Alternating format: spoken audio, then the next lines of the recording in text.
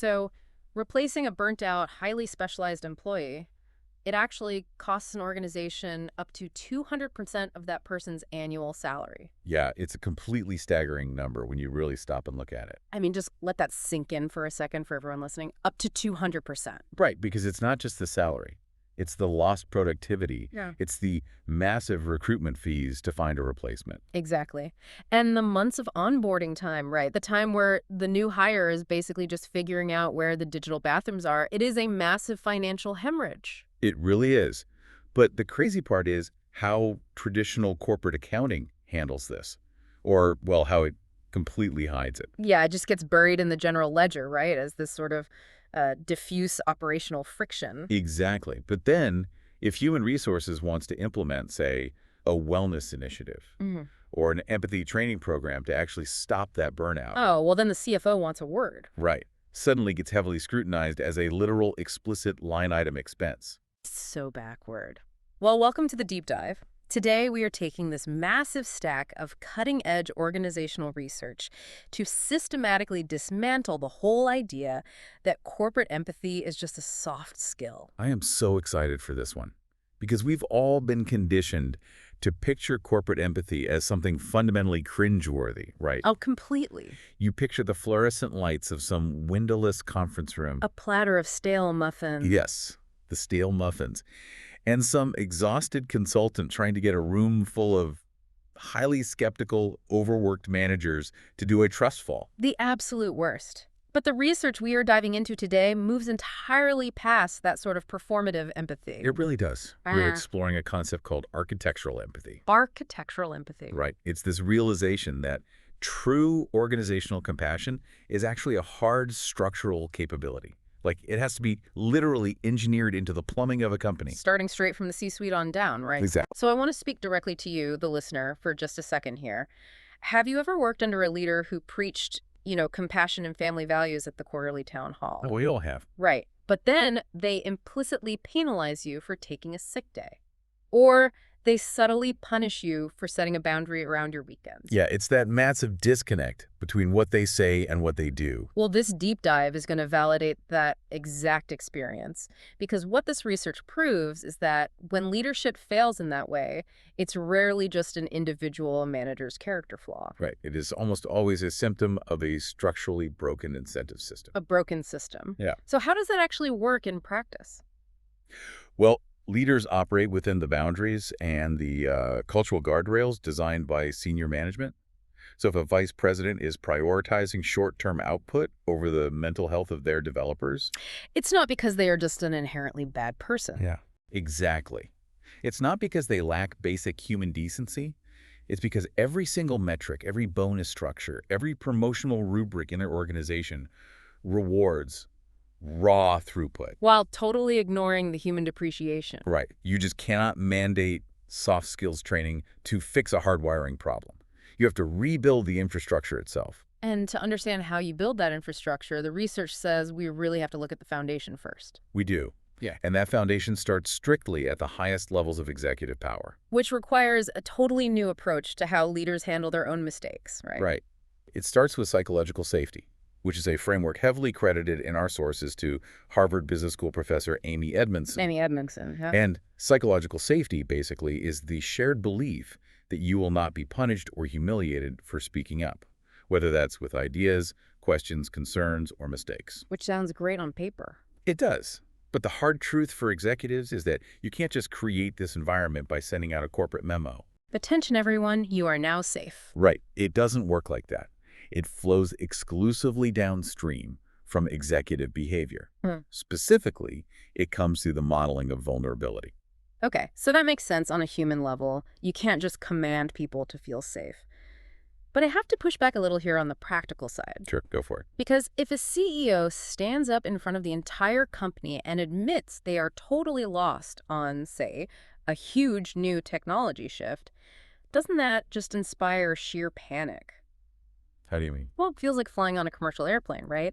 And the pilot suddenly gets on the intercom and announces, hey folks, just a heads up, I actually don't know what this glowing red button does and I'm feeling a little overwhelmed up here. Okay, yeah, that sounds terrifying. Right. That doesn't make me feel psychologically safe. It makes me want to find a parachute immediately. So let's take that pilot analogy a step further, because the research reframes this entirely through a concept called failure redefinition. Failure redefinition. Mm. Okay. It isn't about a leader broadcasting fundamental negligent incompetence.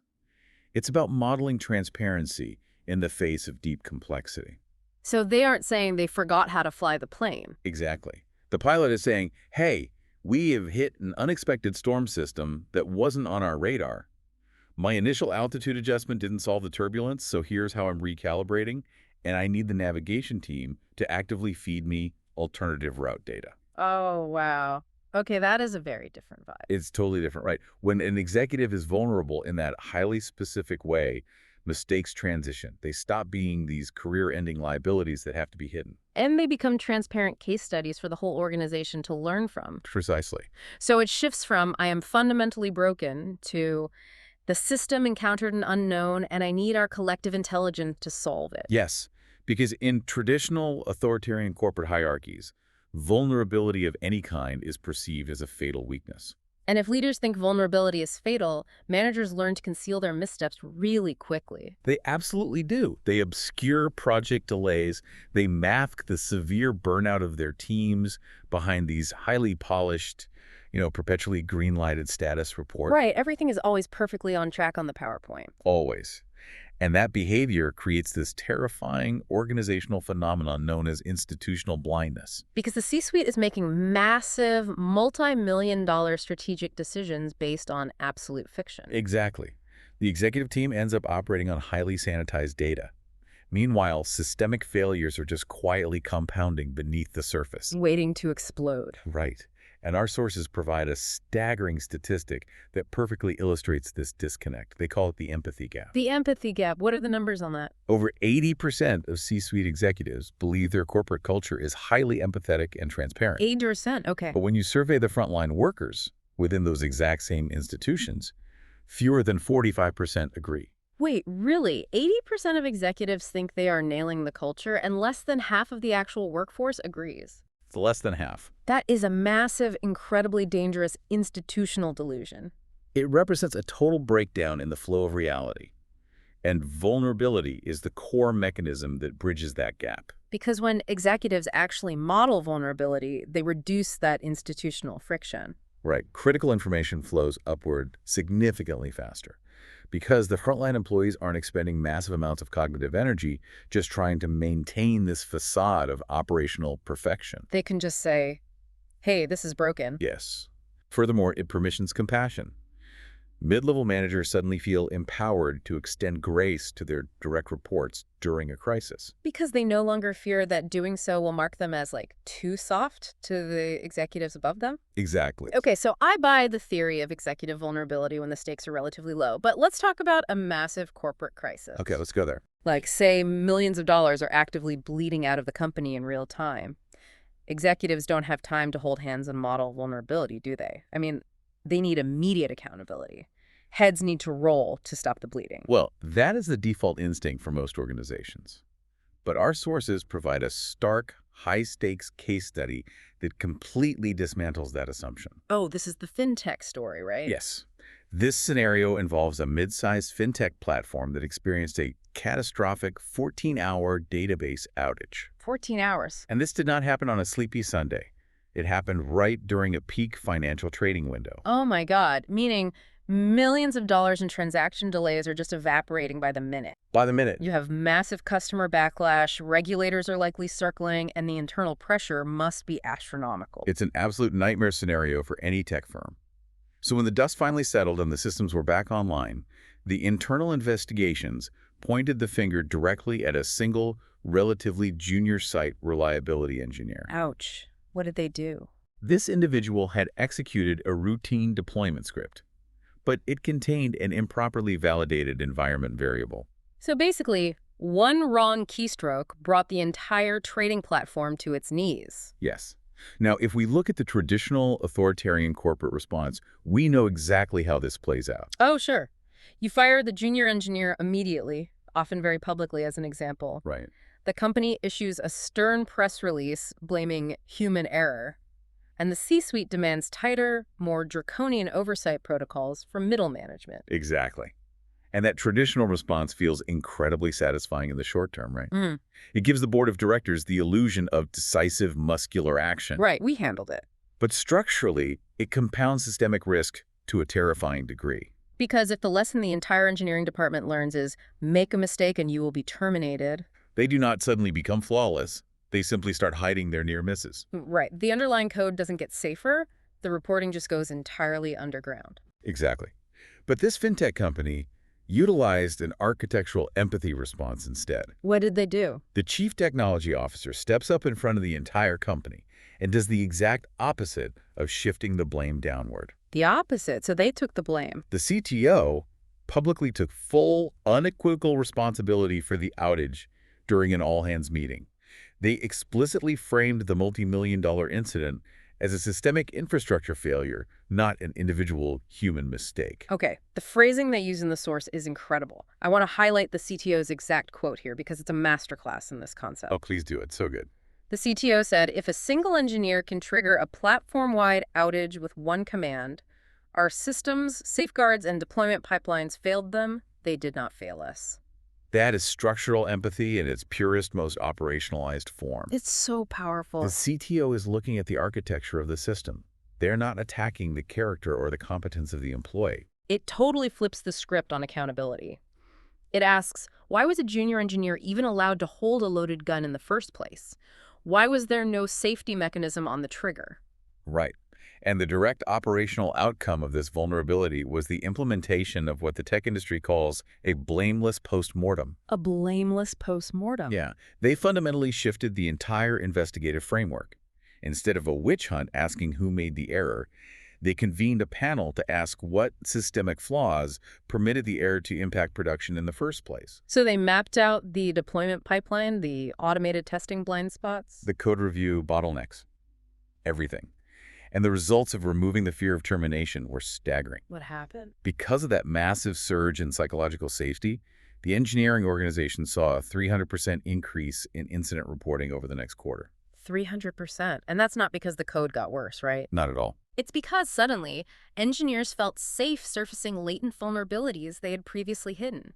They were actively finding the cracks in the foundation before the building could collapse again. Precisely. And that radical transparency ultimately reduced platform downtime by 85% over the following year. 85%. That is a massive operational win. It really is. And here is where it gets incredibly compelling for the skeptics out there. Because this isn't just about risk mitigation or avoiding disaster, is it? No, it's fundamentally about driving growth. Right. The sources highlight a metric they call the innovation correlation. Yes, the innovation correlation. Companies that score in the top quartile for psychological safety and empathetic management generate 2.5 times more revenue from new products compared to their bottom quartile peers. 2.5 times more revenue. It decisively proves that psychological safety is not merely a comfort metric meant to make people feel warm and fuzzy. It's a tangible, highly lucrative engine for continuous resilience and innovation. Exactly. Because if your workforce is perpetually terrified of failing, they are fundamentally terrified of innovating. Right, because innovation requires experimentation, and experimentation requires failure. You can't have one without the other.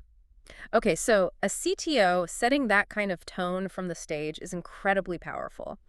But a culture simply cannot survive on one executive's speeches, no matter how moving they are. No, it can't. If you want this to actually stick, you have to force middle management to care. Because mid-level managers are usually just trying to hit their quarterly numbers and survive the week, right? So how do you force a middle manager to adopt architectural empathy? You have to fundamentally tie it to their wallets. Because there's that old ruthless management axiom, what gets measured gets managed. Exactly. And this perfectly exposes why most traditional corporate empathy initiatives completely fail. Right. An organization will spend tens of thousands of dollars on posters that say, our people are our greatest asset. But then they evaluate their managers on a strictly 100% financial output-driven basis. The mixed message there just destroys institutional trust. Completely. The company is essentially telling the manager, we deeply value your team's well-being, but your entire annual bonus, your mortgage payment, is dependent on hitting this completely impossible quarterly revenue target. So the system absolutely demands that the manager grind their team into dust to hit the number. It does. It's like evaluating a professional race car driver entirely on their lap speed while completely ignoring the fact that they are running the engine so hot they destroy it in the process. That's a great analogy. Right, sure, you got the fastest lap today and you won the heat, but tomorrow you have no engines left, you have no cars left to race, and the team is bankrupt. And the traditional performance model operates exactly like that driver. The core driver for evaluation is purely quarterly output. Just lap speed. Right. The promotion gate, the criteria allowing someone to move up the ladder, is based solely on individual revenue generation or project delivery. And feedback mechanisms are strictly top-down, usually confined to that anxiety-inducing annual review. Oh, everyone loves those. And most destructively regrettable attrition, when a highly talented, deeply knowledgeable person burns out and quits, is completely ignored in that manager's performance evaluation. It doesn't even factor into their bonus. Not at all. But the architectural model changes this operational math entirely. So. It blends raw output with a team health index. It uses a quantifiable psychological safety score as a mandatory gate for promotion, and it financially penalizes a manager's bonus structure for high turnover. Which brings us right back to the turnover cost paradox you mentioned at the very beginning of our deep dive today. Yes, the financial reality of burning people out is staggering. Like we said, when a manager burns out a specialized mid to senior level employee, the cost to replace that person ranges from 150 to 200% of their annual salary. And the sheer absurdity of traditional corporate accounting is that it completely hides this destruction. It's invisible on the balance sheet. The lost productivity while the role is empty, the immense recruitment fees, the 6 to 9 months of onboarding time, all of those massive departure costs are just logged as diffuse operational friction. It's buried in the aggregate number. Right. We are tracking the cost of office chairs, paper clips, and software licenses with absolute precision, but we functionally ignore human capital depreciation. It's wild. To build a sustainable, resilient culture of empathy, you have to embed that human depreciation accounting directly into the operational metrics. You have to make it visible. Yes. You have to track voluntary turnover rates, early burnout indicators, and medical leave utilization as literal operational liabilities on a team-by-team basis. And most importantly, you have to make a manager's financial compensation contingent on not treating their direct reports like disposable, single-use assets. Exactly. And we actually get to see these structural metrics applied at a massive, incredibly complex scale in our second major case study from the research. Oh, the professional services firm. Yes. The sources detail a global professional services firm. Think, high-end management consulting or elite accounting. With over 15,000 employees. Right. And this firm was in the middle of an existential talent crisis. They were experiencing severe, compounding attrition among their top-performing senior associates. People were just fleeing. Dropping like flies. Yeah. The internal exit interviews were all painting the exact same grim picture. Extreme burnout, a ruthless culture of internal competition, and a complete lack of mentorship or support from the senior partners. Now, the firm had initially tried the traditional human resources approach, didn't they? They did. They ran mandatory soft skills leadership workshops for the partners. They brought in the expensive consultants. But the workshops were completely, utterly failing to change behavior. Because the underlying incentives remained fundamentally misaligned. The partners at this firm were being compensated almost exclusively for billable hours and immediate deal revenue. Right. You can mandate that a partner attend as many empathy workshops as you want, but if their multi-million-dollar paycheck only cares about billable hours, They are going to demand billable hours from their associates at all costs, regardless of the human toll. Exactly. The CEO of this firm finally realizes this disconnect and decides to execute a complete, highly controversial overhaul of the firm's structural incentives. This part is fascinating. They architected a new evaluation framework called the 360-degree Leadership Index. Yes. Under this new index, partners were no longer evaluated on a single revenue axis. It became a strict dual-axis matrix. Meaning 50% of their evaluation was based on business generation and revenue. And the other 50% was based on team health, psychological safety, and talent development. And the enforcement mechanism for this is what truly blew my mind when I was reading the research. Intense. They established a hard promotion gate tied directly to profit sharing. So, if a partner's direct reports scored in the bottom 20% for their ENPS, the Employee Net Promoter Score, which measures team sentiment, safety, and likelihood to recommend the team, that partner was categorically barred from receiving their annual profit distributions. And just to be clear here, they were barred from that distribution regardless of how much pure revenue they brought into the firm that year. I mean, imagine the absolute shockwaves that policy sent through a hyper-competitive professional services firm. I can't even imagine the pushback. Right. A Rainmaker partner walks into the year-end review, slams a folder on the desk, and says, I just closed $15 million in new deals this year. I crushed my quota. And the CEO looks at them and says, that's great for the top line, but your team's psychological safety score is in the bottom 20%. You are actively burning out our future talent pipeline. You get zero profit distribution this year. Boom. It forces the partners to face a brutal reality. Managing people well is actually a core requirement of their job description, not just a side hobby they can ignore if they sell enough. Exactly. Furthermore, the firm didn't just rely on easily gamified digital surveys, did they? No, they didn't, because surveys alone can be manipulated. So the Human Resources Organization instituted structured, quarterly skip-level check-ins with the junior associates. Which created an unfilterable, qualitative pipeline of feedback that went directly to the board's compensation committee, completely bypassing the partners. You cannot hide a toxic churn and burn culture from that kind of robust architecture. And the business outcomes totally prove the efficacy of the model. The results were amazing. Within 18 months of tying the partners' literal wallets to their structural empathy metrics, voluntary attrition among the senior associates dropped by an astonishing 42%. 42%, that is millions of dollars saved. Easily. And client satisfaction scores actually increased significantly, too. Well, yeah, because clients were finally experiencing team continuity, right? They weren't dealing with a brand new, exhausted associate every 3 months. Exactly. The firm also saw a record high in internal talent mobility. It is a profound organizational success story. It really is. However, we have to look critically at this transition. We do. Because imposing rigid, quantitative metrics on highly nuanced human emotions creates some very serious operational friction.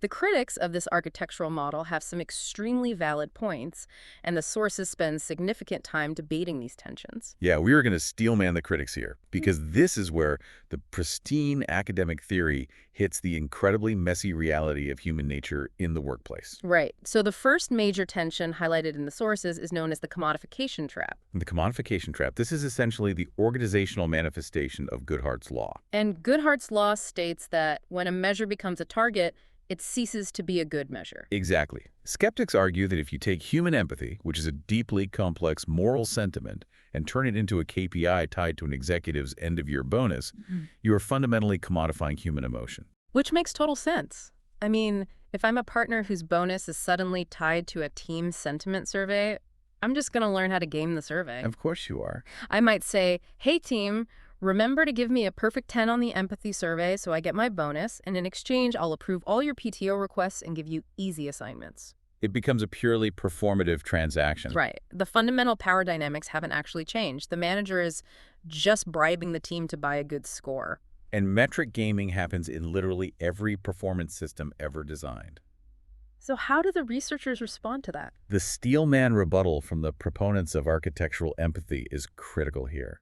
They argue that relying purely on unmeasured, unquantified good intentions yields a 0% success rate for systemic cultural change. That's fair. We have watched companies rely on good intentions for decades, and burnout has only accelerated. Right. So yes, a survey metric is an imperfect proxy for genuine, authentic care. But these metrics are not designed to measure the spiritual purity of a manager's heart. That's a fascinating distinction. It's not about evaluating their soul. It's about evaluating the operational environment they create. Exactly. The metrics are measuring the structural safety, the operational clarity, and the health experienced by the direct reports. And when you combine those quantitative survey metrics with the qualitative skip-level audits we mentioned earlier, where HR actually talks to the employees, it creates a necessary immovable floor for manager behavior. It actively prevents the most egregious abuses of power, even if it cannot mathematically mandate genuine heartfelt affection. Okay, That makes sense. The second tension the sources explore is the weaponization of psychological safety. Yes. As I was reading the research, this one really resonated with the practical reality of middle management. Because if I am a manager under this new architectural system and 50% of my bonus depends on my team's sentiment score, I'm going to be absolutely terrified to fire or discipline a slacking employee. Oh, totally. The fear is that the underperforming employee might claim you're being, quote, unempathetic, deliberately tank your sentiment score, file a grievance, and effectively cost you your bonus. Precisely. If I have a team member who simply isn't hitting the technical standard and I give them a rigorous, highly critical performance review, they can weaponize this newly instituted rhetoric of psychological safety to evade accountability. Right. So doesn't this whole structural system just encourage managers to drastically lower their standards just to keep everyone happy, comfortable, and scoring well on the surveys? That is the most common fear when transitioning to this model. But the rebuttal to this fear hinges on a nuanced concept called compassionate candor. Compassionate candor. Yeah. High-performance standards and structural empathy are not zero-sum variables. They are, in fact, mutually reinforcing. Because truly high-performing individuals desperately want to be held to high standards. They actively thrive in environments that are rich in empathy. Precisely because psychological safety is what allows for honest, direct, and rigorous feedback without the toxic fear of sudden, irrational retaliation.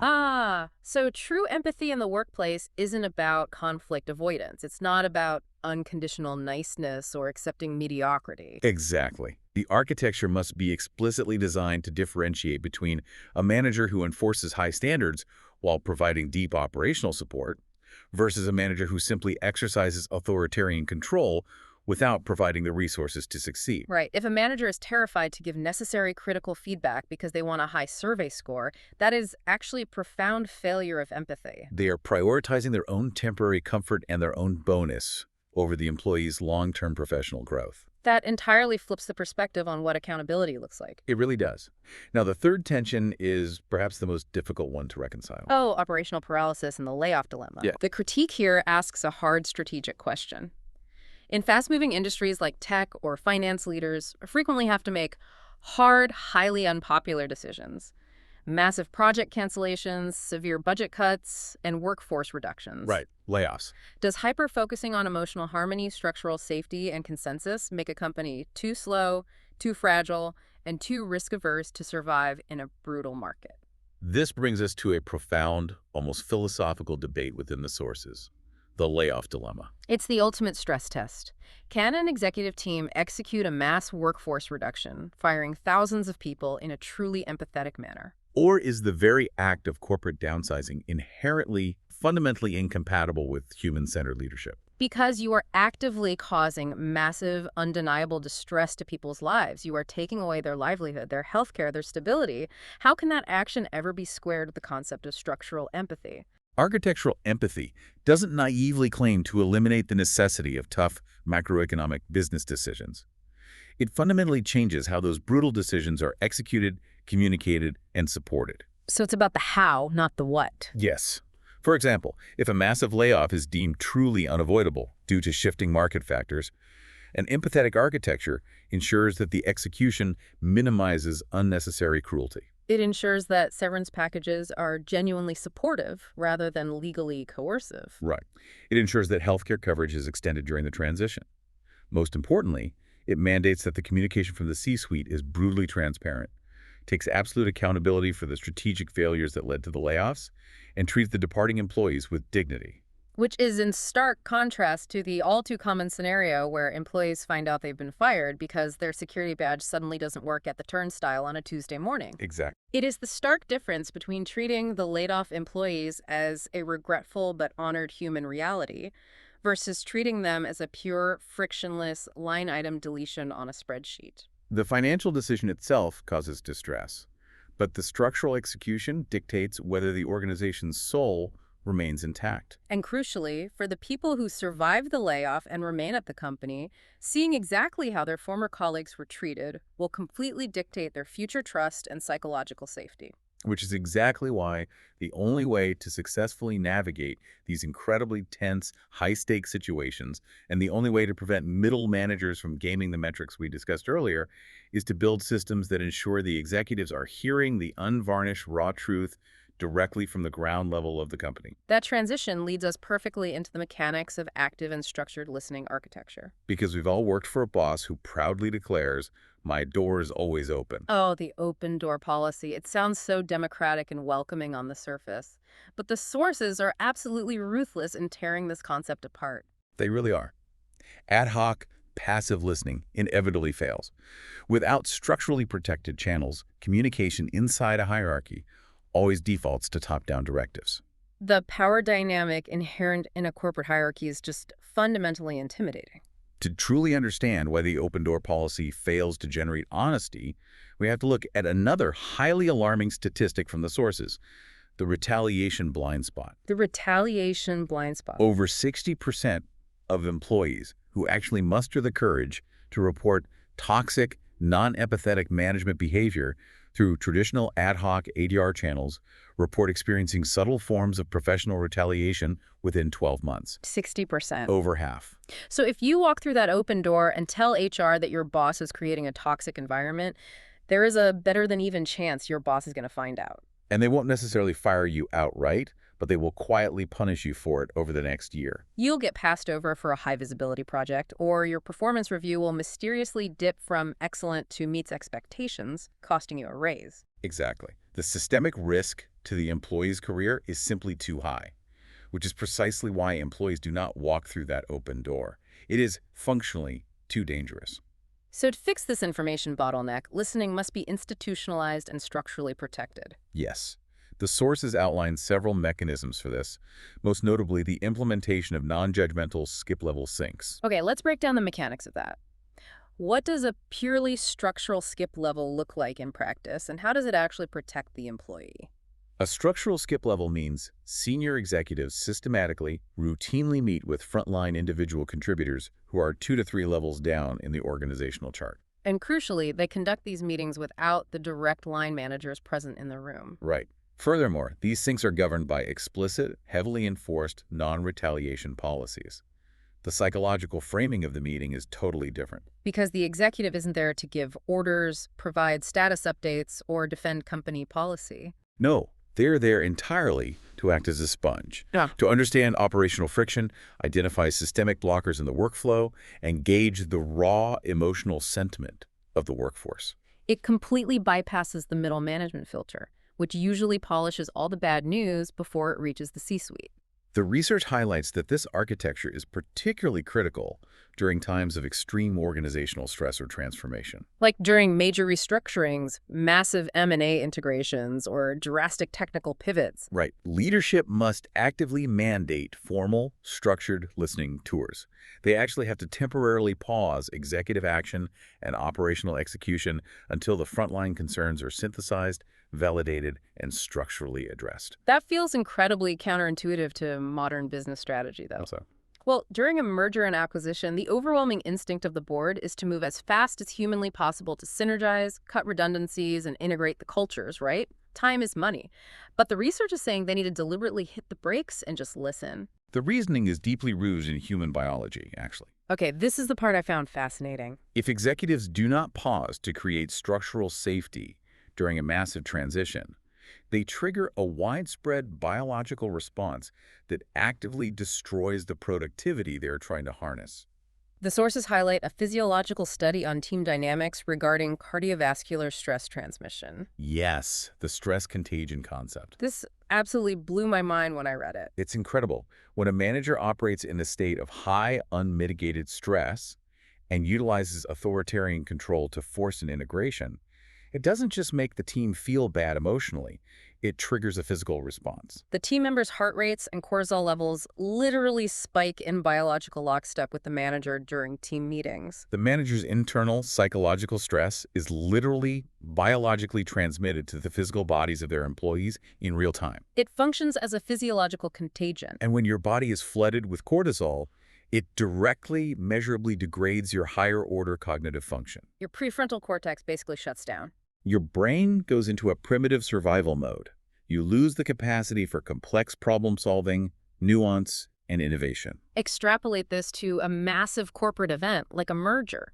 You could have an entire global workforce operating in a continuous state of biological panic. Their heart rates are elevated, their cortisol is flooded. And right at the exact moment when the company needs these people to solve the most complex technical and cultural integration problems, their brains are functionally degraded by systemic stress. Which perfectly illustrates why those structured listening tours are a hard operational imperative, not just a nice-to-have HR initiative. By forcing the executive team to pause, listen without judgment, and provide structural safety, they are literally lowering the biological stress level of the workforce. They are preserving the complex cognitive capacity that the company desperately needs to execute the transition successfully. Okay, let's look at the implementation of all this. You've set up the financial metrics, you've built the listening architecture to bypass the management filters and lower the cortisol levels. But how do you actually train leaders to understand what they are hearing and act on it? Because as we discussed at the very beginning, you can't just send them to a room with stale muffins and tell them to be a better listener. No, traditional abstract platitudes fail entirely at this stage of implementation. Handing a manager a pamphlet that says, "Show appreciation" or "Practice active listening" is a useless, unscalable directive. So what works? The final section of our research focuses on the mechanics of empathy simulation. True, operational empathetic capacity is built through rigorous, experiential, scenario-based simulation. It reads exactly like a high-stakes flight simulator, but for human management. Modern, resilient organizations are deploying immersive scenario workshops, where managers are forced to navigate complex, highly realistic human friction in real time.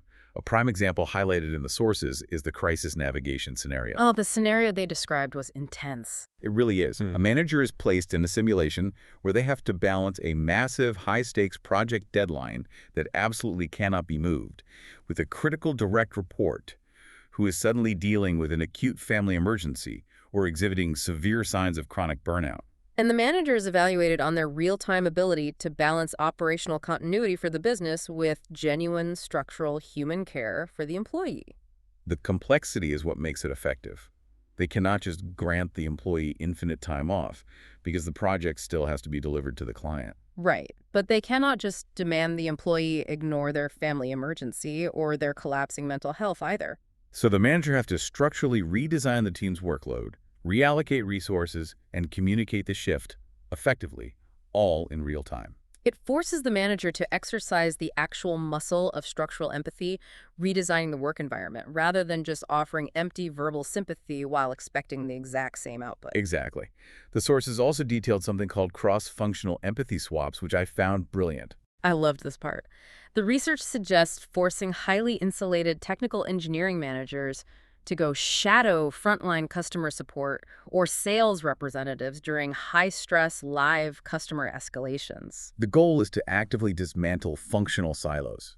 It forces the engineers who build the product in a pristine, heavily controlled environment to viscerally experience the chaotic, friction-filled reality of the people who have to support that product when it breaks in the hands of an angry, screaming customer. It's like a high-stakes, structurally mandated version of undercover boss. It is. You take the executive or the engineer who is completely insulated from the friction and you plunge them right into the epicenter of it.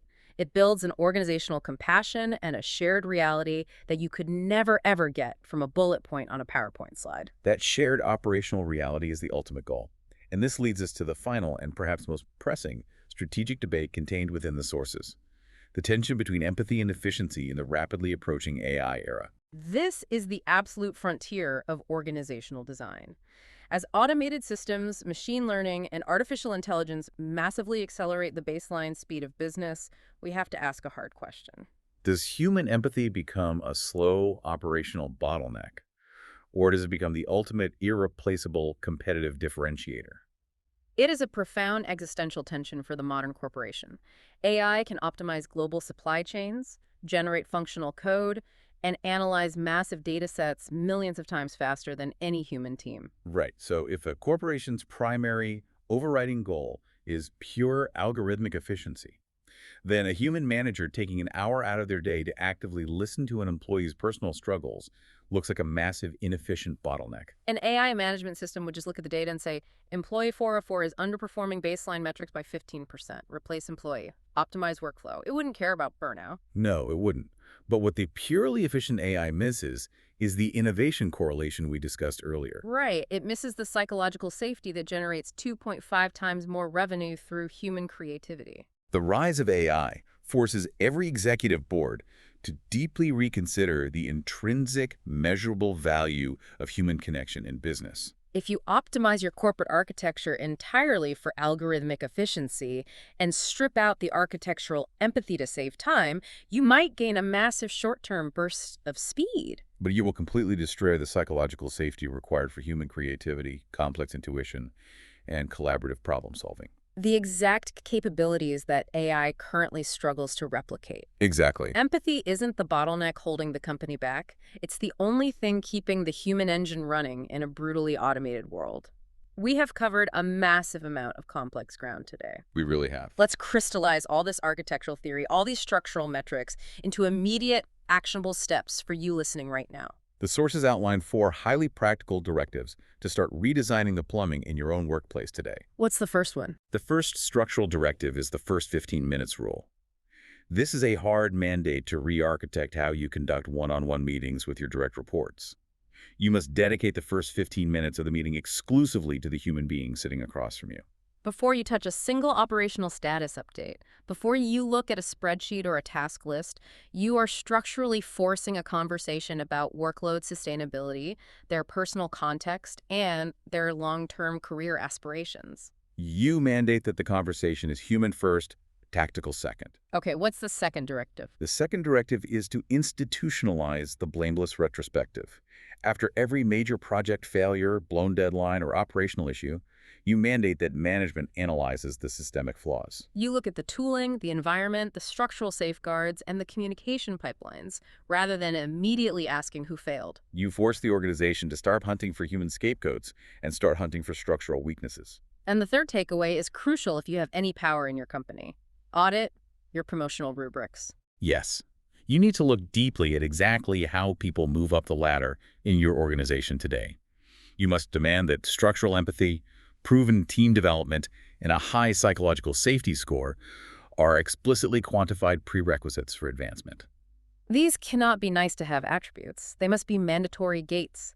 If a brilliant engineer or a top salesperson burns out their teams, they do not get promoted to management, period. Exactly.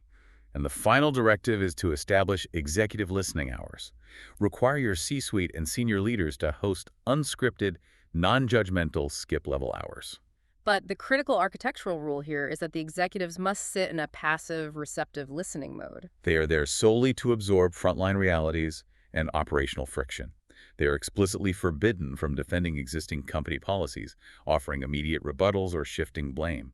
They just have to listen to the truth.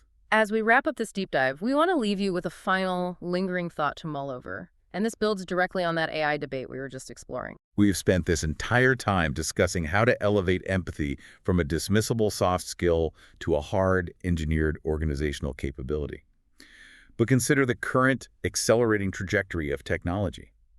If AI and automation eventually master every operational, analytical, and technical task within a modern corporation. If the algorithms can flawlessly write the code, execute the financial modeling, optimize the logistics, and draft the legal contracts, then the only uniquely human value left in the enterprise will be the exact empathy we have spent decades treating as a secondary, expendable trait. If the ability to connect, to understand complex human friction, and to foster psychological safety becomes the only hard skill of the future, is your organization architecturally prepared to survive? Are the leaders in your company ready for a world where their elite technical skills are completely obsolete and their human skills are the only thing keeping the company alive?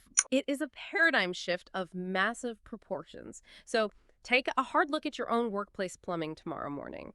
Look past the motivational posters on the wall and the cringy HR seminars. Look closely at what your promotional metrics actually reward. And if you don't like what you see, it might be time to start tearing out the pipes and redesigning the architecture. Thanks for joining us on this deep dive. We'll see you next time.